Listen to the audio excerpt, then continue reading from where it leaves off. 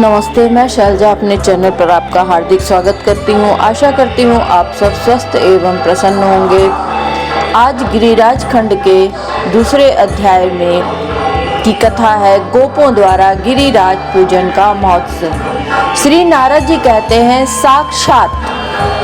साक्षात श्री नंदनंदन की यह बात सुनकर श्री नंद और सनंद आदि ब्रजेश्वर गण बड़े विस्मित हुए। फिर उन्होंने पहले का निश्चय त्याग कर श्री गिरिराज पूजन का आयोजन किया। मिथिलेश्वर नंदराज अपने दोनों पुत्र बलराम और श्री कृष्ण तथा भेंट पूजा की सामग्री को लेकर यशोदा जी के साथ गिरिराज पूजन के लिए उत्कंठित हो प्रसन्नता पूर्वक गए। उनके साथ गर्ग जी भी थे। वे अपनी पत्नी के साथ बहुत ऊंचे चित्र विचित्र वर्णों से रंगे हुए तथा सोने की साकल धारण करने वाले हाथी पर आरूढ़ हो गौओं के साथ गोवर्धन पर्वत के समीप गए। मानो इंद्राणी के साथ इंद्र ऐरावत पर आरूढ़ हो शरद ऋतु के श्वेत बादलों के साथ उपस्थित हुए हों। नंद उपनंद और वृषभानुगण अपने पुत्रों पोतों और पत्नियों के साथ यज्ञ का सारा संभार लिए गिरिराज के पास आ पहुंचे।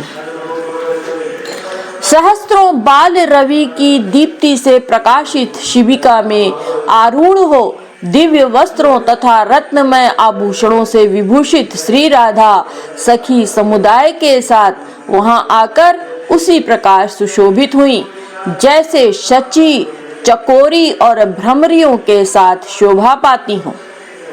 राजन श्री राधा के दोनों बगल में आई हुई विविध अलंकारों से अलंकृत तथा करोड़ों सखियों से आवृत दो सर्वश्रेष्ठ चंद्रमुखी सखियां ललिता और विशाखा चारू चंवर डुलाती हुई शोभा पाती थी। नरेश्वर इसी प्रकार रमा विरजा माधवी माया यमुना और गंगा आदि 32 सखियां 8 सखियां 16 सखियां और उन सब के यूथ में सम्मिलित असंख्य सखियां वहां आई। मिथिला निवासिनी कौशल प्रदेश वासिनी तथा अयोध्यापुरी निवासिनी श्रुति रूपा ऋषि रूपा यज्ञ सीता स्वरूपा और वनवासिनी गोपनियों का समुदाय भी वहां उपस्थित हुआ। रमा आदि बैकुंठ वासिनी देवियां बैकुंठ से भी ऊपर के लोकों में रहने वाली दिव्यांगनाएं परम उज्जवल श्वेत द्वीप की निवासिनी बालाएं और ध्रुवादि लोकों तथा लोकाचल में रहने वाली देवी रूपा गोपांगनाओं का दल भी वहां आ गया। जो समुद्र से उत्पन्न लक्ष्मी की सखियां थी दिव्य गुण त्रयमयी अंगनाएं थी अदिव्य विमानचारियों की वनिताएं थी जो औषधि स्वरूपा थी जो जालंधर के अंतःपुर की स्त्रियां थी जो समुद्र कन्याएं थी तथा जो बहिष्मती नगरी तथा सुतल आदि लोकों में निवास करने वाली थी उन समस्त दिव्यांगनाओं का समुदाय गिरिराज गोवर्धन के पास आकर विराजमान हुआ। इसी प्रकार अप्सराओं समस्त नाग कन्याओं तथा ब्रिजवासिनियों के यूथ भी वस्त्राभूषणों से सुशोभित हो विभूषित हो हाथों में पूजन सामग्री और प्रदीप लिए गिरिराज के पास आ पहुंचे। बालक युवक और वृद्ध गोप भी पीतांबर पगड़ी तथा मोर पंख से मंडित तथा सुंदर हार गुंजा और वनमालाओं से विभूषित हो नूतन यष्टि तथा वेणु लिए वहां आकर शोभा पाने लगे।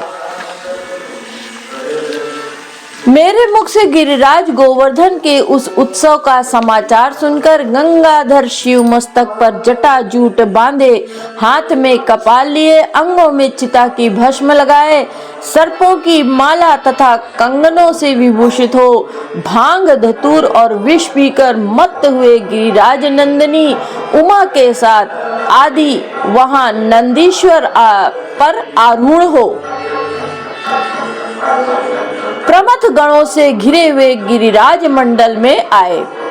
मुख्य मुख्य राजर्षि, ब्रह्मर्षि, देवर्षि, सिद्धेश्वर, हंस आदि योगेश्वर तथा सहस्त्रों ब्राह्मण वृंद गिरिराज का दर्शन करने के लिए आसपास एकत्र हो गए। गोवर्धन पर्वत की एक एक शिला रत्नमयी हो गई। उसके सुवर्णमय श्रृंग चारों ओर अपनी दीप्ति फैलाने लगे। राजन, वह पर्वत मतवाले भ्रमरों तथा निर्झर शोभित कंदराओं से उन्नत काय गजराज की शोभा धारण करने लगा। उसी समय मेरु और हिमालय आदि गिरिंद दिव्य रूप धारण करके भेंट और मांगलिक वस्तुएं हाथ में लिए मूर्तिमान गोवर्धन को प्रणाम करने लगे। भगवान श्री कृष्ण की बताई हुई विधि के अनुसार द्विजों द्वारा गोवर्धन पूजन संपन्न करके ब्राह्मणों, अग्नियों और गोवर्धन की सम्यक पूजा करने के पश्चात ब्रजेश्वर नंद ने गिरिराज की सेवा में बहुत सा धन, बहुमूल्य भेंट सामग्री प्रस्तुत की। नंद, उपनंद, वृषभानु, गोपी वृंद तथा गोपगण नाचने, गाने और बाजे बजाने लगे। उन सबके साथ हर्ष से भरे हुए श्री कृष्ण ने गिरिराज की परिक्रमा की। आकाश से देवता फूल बरसाने लगे और भूतलवासी जन समुदाय लाजा, लावा या खील छींटने लगा। उस यज्ञ में गिरिंद्रों का सम्राट गोवर्धन लोगों से घिरकर किसी महाराज के समान सुशोभित होने लग गया। साक्षात श्री कृष्ण भी ब्रज स्थित शैल गोवर्धन के बीच से एक दूसरा विशाल रूप धारण करके निकले और मैं गिरिराज गोवर्धन हूँ लोगों से ये कहते हुए वहां का सारा अन्नकूट भोग लगाने लगे। गोपालों और गोपियों के समुदाय में जो मुख्य मुख्य लोग थे, उन्होंने गिरि का यह प्रभाव अपनी आंखों से देखा तथा गिरिराज को वहां वर देने के लिए उद्यत देख सब के सब आश्चर्यचकित हो उठे। सबके मन में अपूर्व उल्लास छा गया। उस समय गोपों ने कहा, प्रभु आज हमने जान लिया कि आप साक्षात गिरिराज देवता हैं। स्वयं नंद नंदन ने हमें आपके दर्शन का अवसर दिया है। आपकी कृपा से हमारा गोधन और बंधु वर्ग प्रति दिन इस भूतल पर वृद्धि को प्राप्त हो। ऐसा ही होगा। यूं कहकर किरीट और केयूर आदि आभूषणों से मनोहर अंग वाले दिव्य रूपधारी गिरिराज गोवर्धन क्षण भर में वहां उनके निकट ही अंतर्धान हो गए। तब नंद, उपनंद, वृषभानु, बलराम, वृषभानु राज, सुचंद्र, श्री नंदराज, श्री हरि एवं समस्त गोप गोपीगण अपने गोधनों के साथ वहां से चले। ब्राह्मण, योगेश्वर समुदाय, सिद्ध संघ, शिव और देवता तथा अन्य सब लोग गिरिराज को प्रणाम और उनका पूजन करके प्रसन्नता पूर्वक अनिच्छा से अपने अपने घर को गए। राजन, श्री कृष्णचंद्र के इस उत्तम चरित्र का तथा गिरिराज के उस विचित्र महोत्सव का मैंने तुम्हारे सामने वर्णन किया है। यह पावन प्रसंग बड़े बड़े पापों को हरने वाला है। तीसरे अध्याय में श्री कृष्ण का गोवर्धन पर्वत को उठाकर इंद्र के द्वारा क्रोध पूर्वक कराई गई घोर जल वृष्टि से रक्षा करने की कथा है। श्री नारद जी कहते हैं, राजन, तदंतर मेरे मुख से अपने यज्ञ का लोप और गोवर्धन पूजनोत्सव के संपूर्ण होने का समाचार सुनकर देवराज इंद्र ने बड़ा क्रोध किया। उन्होंने उस सावंतर नामक मेघगण को, जिसका बंधन केवल प्रलय काल में खोला जाता है, बुलाकर तत्काल ब्रज का विनाश कर डालने के लिए भेजा। आज्ञा पाते ही विचित्र वर्ण वाले मेघगण रोष पूर्वक गर्जना करते हुए चले। उनके कोई काले, कोई पीले और कोई हरे रंग के थे। उनमें कोई काले, कोई पीले और कोई हरे रंग के थे। किन्हीं की कांति इंद्रगोप या वीर बहुटी नामक कीड़ों की तरह लाल थी, कोई कपूर के समान सफेद था, कोई नील कमल के समान नीली प्रभा से युक्त था। इस तरह नाना रंगों के मेघ मदोन्मत्त हो हाथी के समान मोटी वारी धाराओं की वर्षा करने लगे। कुछ चंचल मेघ हाथी की सूंड के समान मोटी धाराएं गिराने लगे। पर्वत शिखर के समान करोड़ों प्रस्तर खंड वहां बड़े वेग से गिरने लगे। साथ ही प्रचंड आंधी चलने लगी जो वृक्षों और घरों को उखाड़ फेंकती थी। मैथिली चंद्र प्रलयंकर मेघों और वज्रपातों का महाभयंकर शब्द ब्रिज भूमि पर व्याप्त हो गया। उस भयंकर नाद से सातों लोकों और पातालों सहित ब्रह्मांड गूंज उठा। दिग्गज विचलित हो गए और आकाश से भूतल पर तारे टूट टूट कर गिरने लगे। अब तो प्रधान प्रधान गोप भयभीत हो प्राण बचाने की इच्छा से अपने अपने शिशुओं और कुटुंबों को आगे करके नंद मंदिर में आए। बलराम सहित परमेश्वर श्री नंदनंदन की शरण में जाकर समस्त भयभीत ब्रिजवासी उन्हें प्रणाम करके कहने लगे। गोप बोले राम राम महाबाहो कृष्ण कृष्ण ब्रजवेश्वर, पाहि पाहि महाकाष्टादिंद्र दत्ता निजान जनान, हितवेन्द्रयांग त्वाद्वाक्या कृतो गोवर्धनोत्सवा, आद्य शक्रे प्रकुपीते कर्तव्य किं वदाशुनः। गो बोले महाबाहु राम राम और ब्रजेश्वर कृष्ण कृष्ण, इंद्र के दिए हुए इस महान कष्ट से आप अपने जनों की रक्षा कीजिए। तुम्हारे कहने से हम लोगों ने इंद्र याग छोड़कर गोवर्धन पूजा का उत्सव मनाया। इससे आज इंद्र का कोप बहुत बढ़ गया है। अब शीघ्र बताओ हमें क्या करना चाहिए। श्री नारद जी कहते हैं, राजन गोपी और ग्वालों से युक्त गोकुल को व्याकुल देख तथा बछड़ों सहित गो समुदाय को भी पीड़ित निहार भगवान बिना किसी घबराहट के बोले, मां भैष्ट यताद्रि तटम सर्वे परिकरे सह, व पूजा प्रहता येन स रक्षाम संविधायस्ति। श्री भगवान ने कहा, आप लोग डरे नहीं, समस्त परिकरों के साथ गिरिराज के तट पर चले। जिन्होंने तुम्हारी पूजा ग्रहण की है वे ही तुम्हारी रक्षा करेंगे।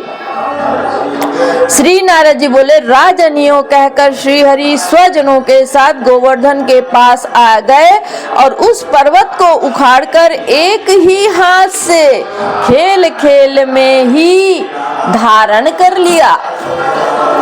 खेल खेल में ही धारण कर लिया, जैसे बालक बिना श्रम के ही गोबर छत्ता उठा लेता है, अथवा जैसे हाथी अपनी सूंड से कमल को अनायास उखाड़ देता है, उसी प्रकार कृपालु करुणामय प्रभु श्री ब्रिजराज नंदन गोवर्धन पर्वत को धारण करके सुशोभित हुए।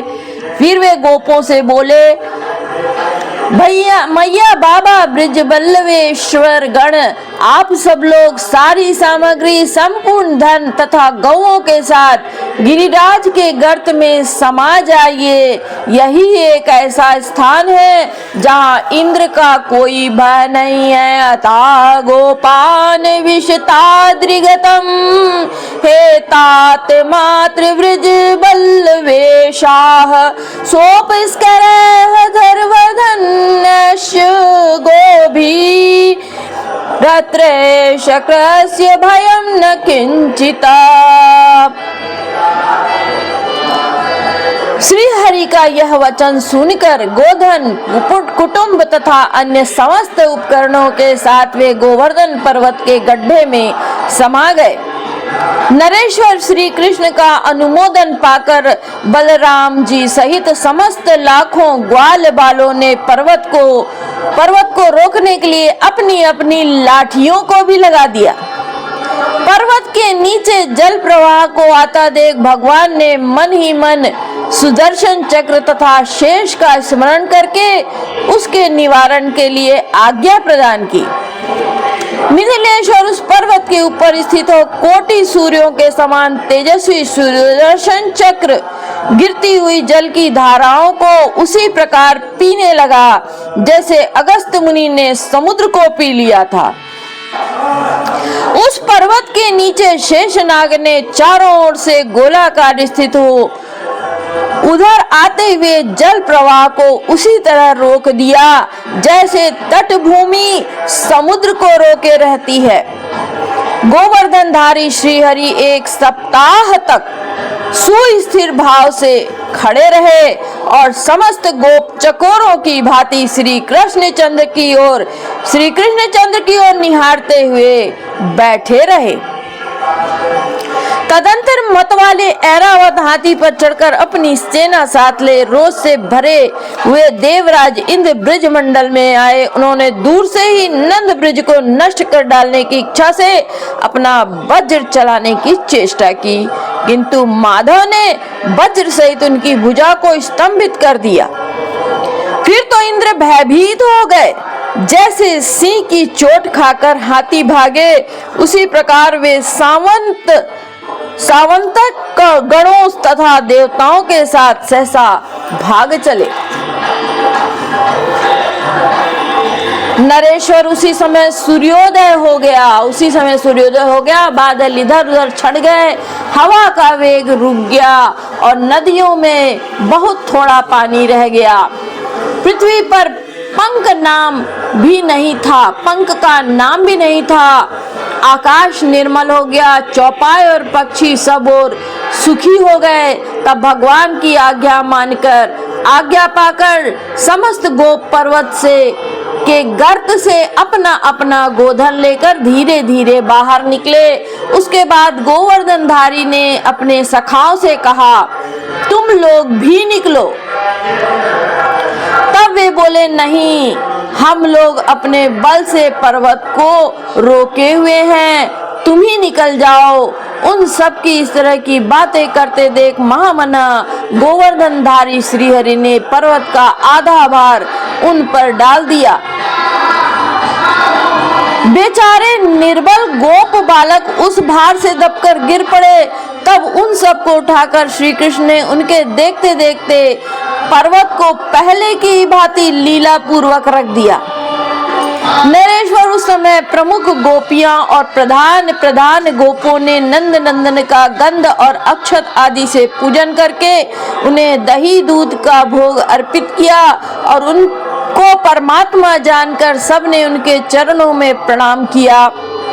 राजन नंद, यशोदा, रोहिणी, बलराम तथा सनंद आदि वृद्ध गोपों ने श्री कृष्ण को हृदय से लगाकर धन का दान किया और दया से द्रवित हो उन्हें शुभाशीर्वाद प्रदान किए।